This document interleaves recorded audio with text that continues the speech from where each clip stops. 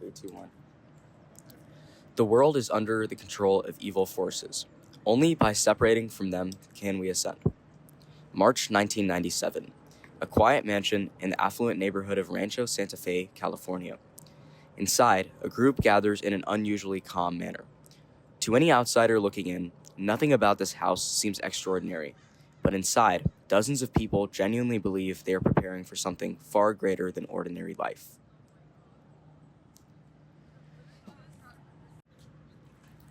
Days later, investigators entering the mansion would uncover one of the most shocking and widely publicized mass deaths in modern American history. Between March 24th and 26th, 39 people systematically ended their lives. At the center of it all was Marshall Applewhite. He'd lived a difficult life, deeply tormented by his homosexuality, which clashed with his upbringing as a preacher's son. After being fired from a university teaching position over a relationship with a male student, his career was ruined. His entire trajectory changed when he met Bonnie Nettles. They became platonic soulmates, and Nettles convinced him that their introduction had been foretold by aliens.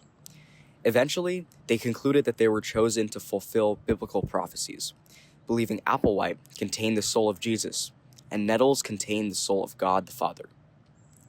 When the Hale-Bopp comet appeared in 1997, Applewhite told his followers that the pickup ship was hiding right in its shadow. He assured them the countdown had begun, setting the stage for what was about to happen next inside that mansion. On March 26, 1997, San Diego Sheriff's deputies responded to an anonymous 911 call for a welfare check. What they discovered inside the mansion was chillingly orderly. There were no signs of a struggle. All 39 members of Heaven's Gate were dead, laid out neatly on bunk beds. They were dressed in identical black shirts, pants, and brand new Nike sneakers. Next to each body sat a packed travel bag, because they truly believed they were boarding a flight. The deaths happened in waves. Members mixed a lethal dose of phenobarbital into applesauce or pudding, washed it down with vodka, and secured plastic bags over their heads. As each wave passed, the surviving members lovingly covered their companions' bodies with diamond-shaped purple shrouds before taking the mixture themselves. To the rest of the world, this scene was incomprehensible. But to understand why 38 people followed this man to their deaths, you have to look at what they believed. Applewhite taught that the Earth was essentially an evolutionary garden, seeded by advanced extraterrestrials from a place called the Next Level. In their view, Jesus and the other religious figures were just alien representatives sent to help humans evolve. They didn't see the human body as sacred. It was just a temporary vessel, or a vehicle. Applewhite claimed the Earth was about to be closed down and recycled. The only way to survive was to shed his physical body and board a literal physical spacecraft.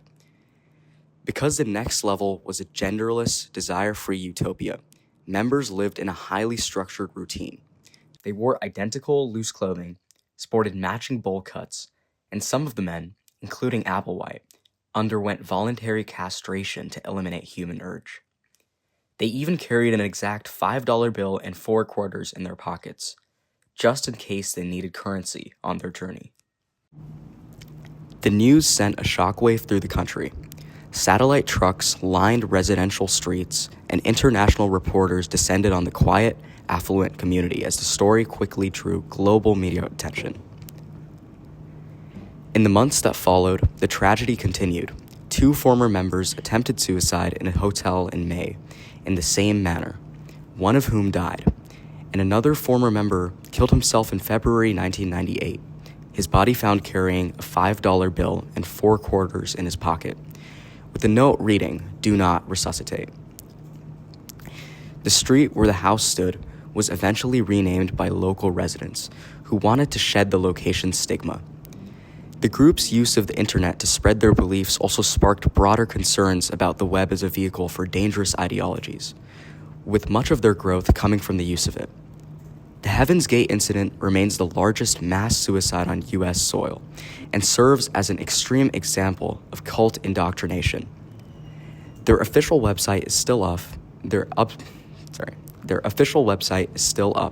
now run by former members who did not participate in the suicide.